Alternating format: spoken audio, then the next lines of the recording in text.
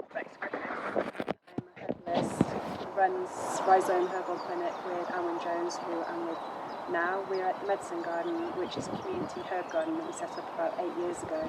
The last 2 years, Herbalist Without Borders Bristol, which we're part of, now runs it. We are growing medicines for our project that visits refugee projects, supplying free herbal medicine. So we just wanted to show you around the garden and show you some of the herbs that we talked about. In the last video we talked about herbs to help with the nervous system, calm the nervous system, help with stress, very soothing and can help with sleep. So I just wanted to show you a few of the herbs that are growing.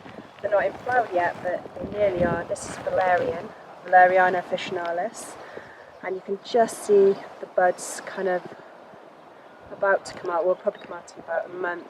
It's like a white flower, and it's the root that we use. And valerian loves to grow. It's like self-seeding all over the place, so we have to be really on top of it. It's all in the paths to dig it up. So this is our well-being bed. So it's all the herbs to help with sleep and the nervous system. Here we've got like Roman chamomile, which is a really beautiful type of chamomile, smells really fragrant. I really love it to help with sleep, particularly with children. I find it really helps soothe the digestive system as well as the nervous system. We've got a few wood betony plants here. Wood betony will have a stalk kind of about this long with a like long purple flower. It's part of the mint family. It's a very grounding, calming herb. We've got quite a few lemon balm plants here that we talked about in the last video. So again, a very soothing, calming herb. One of our teachers always used to call it hug in a bottle, or hug in a cup. We've got lavender, a few bushes of lavender, and this particular lavender we use for our calm balm for the Herbalist Without Borders refugee project. So we infuse lavender in olive oil, and then we add lavender essential oil, and it can be really soothing just to like rub on the wrists or help with headaches on the temples.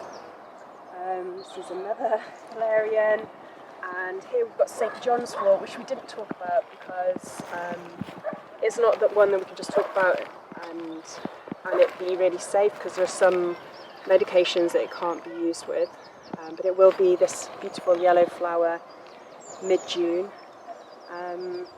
More valerians, and then just here we've got some skullcaps, which we talked about.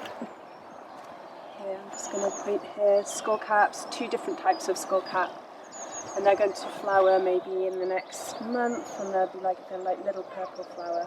Again, the mint family, so a lot of mint family herbs really spread.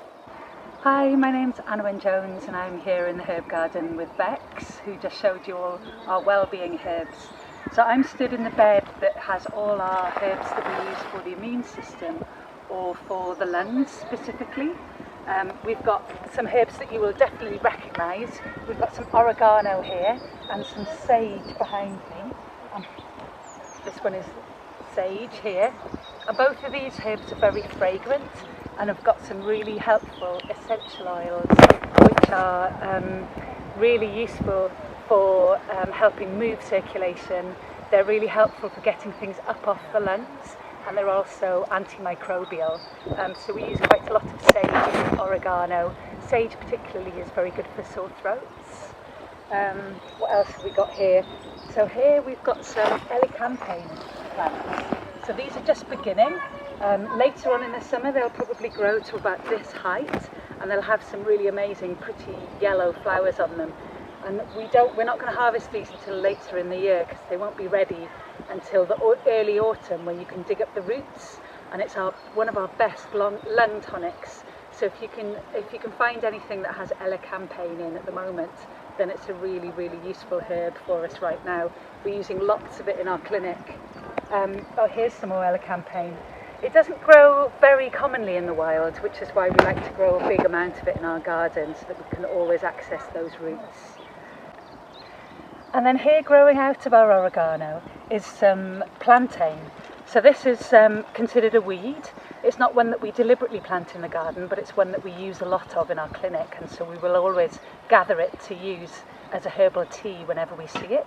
So it has these deep ribs at the side, and it's very common in grassland. And again, it's another very good lung tonic, and it's quite good for soothing sore throats. As is this one. This is a very soothing.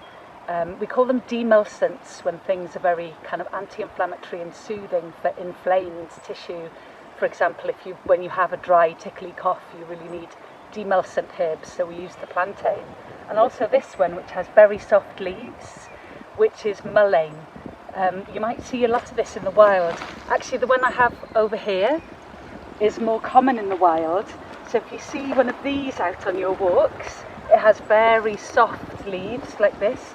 These leaves can make a very good soothing tea for hot, inflamed coughs and sore throats. So we're in our cardiovascular bed, so this is herbs that help support circulation, help support the blood vessels.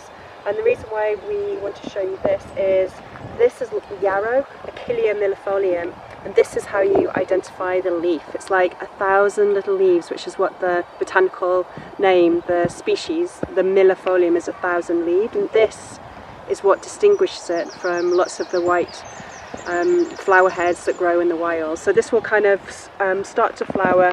The stalk will be about this big, and it will have a really tight flower head.